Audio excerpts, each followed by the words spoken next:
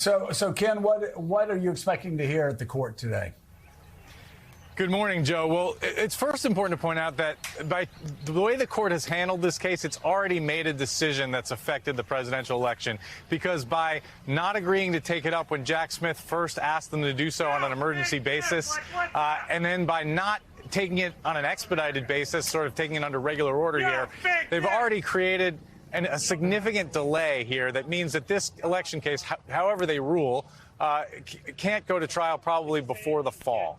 And now we come to exactly what they're considering here, which is the question of whether a president has absolute immunity.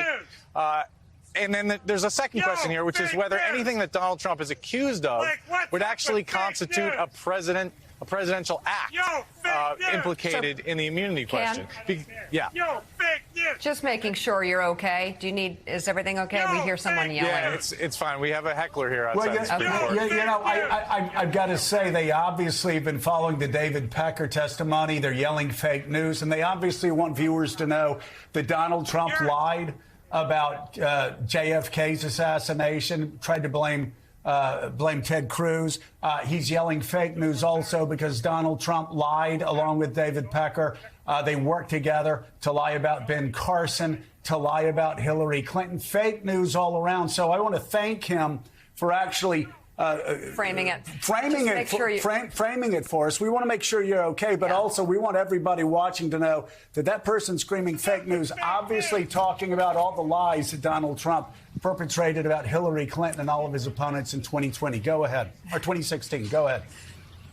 So in terms of where the Supreme Court could come out on this, very few legal experts believe that they're going to adopt Mr. Trump's argument that a president has absolute immunity.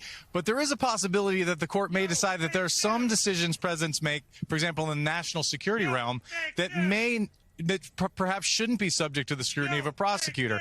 And if they do that, that could cause significant delay here, because they may throw the case back down to the district court and ask the judge, Tanya Chutkan, to decide, okay, which of these acts alleged in this indictment would constitute official acts? And likely almost none of them would, because we're talking about Donald Trump's effort to overturn a presidential election as a candidate, as a politician, not as the president.